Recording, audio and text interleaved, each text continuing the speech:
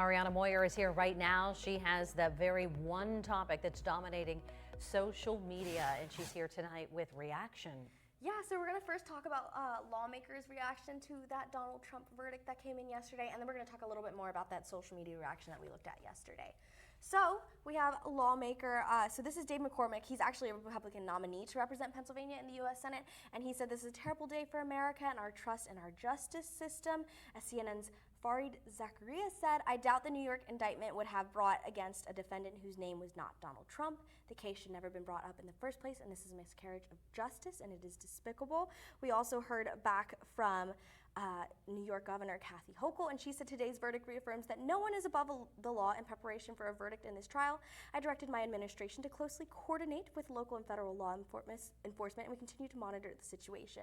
Mike Kelly also released a statement earlier today, and I believe our Philip Ward is hearing from him tonight as well, so stay tuned on Erie News Now. But he said, where is the outrage? In America, the verdict is now in, and the American people know now that America and her citizens have never been in greater danger. This case was loaded with biases and conflicts of interest from the beginning, and we must refuse to lose and not let a rigged jury, a compromised judge, and the crooked Biden justice system get away with the greatest injustice our nation has ever witnessed. So it appears that when it comes to lawmakers, that this is straight down party lines, more or less. Exactly. You pretty well could have written these statements in advance. You knew what they were going to say. Right, exactly. And so you can read all these full statements on our website. We have more than these lawmakers that I just mentioned here. But if you hit that little arrow for me, Ethan, thank you. We'll talk more about social media reaction. So from Facebook, we are seeing a little bit of that just disturbed, but a majority of it is, you know, I will be voting for him in this upcoming election, that this wasn't real justice, and now we know how, you know, that this was, election interference is what some people are saying. Now on Instagram, we're seeing that people are saying it's a great day in America. We did see a little bit of I love you, Trump, and we're going to back you no matter what. On Twitter, it was more of I back you, Trump, will still be voting for you.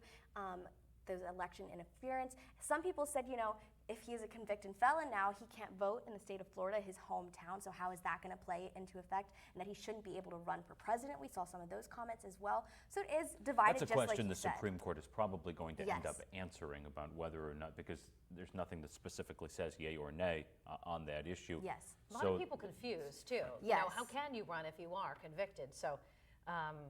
Well, and I think there's confusion about the case as well because there are so many indictments against him at the moment But it can that be people hard to keep aren't the cases straight. exactly sure what this case was specifically. This was the hush money trial in New York. Right. So this is a state case, not a federal yes, case. Exactly. This is a conviction of a state crime, and there's nothing in the Constitution seemingly Right. that would indicate you can't run for president in that situation. The court's going to end up ruling on this. It's just going to have to as this plays out. And he's going to end up appealing. Right. Yes. As well. Right, So, as is absolutely a his lot of right. That's why we discourse have from appeals everyone. built in. Yes. It's only just beginning.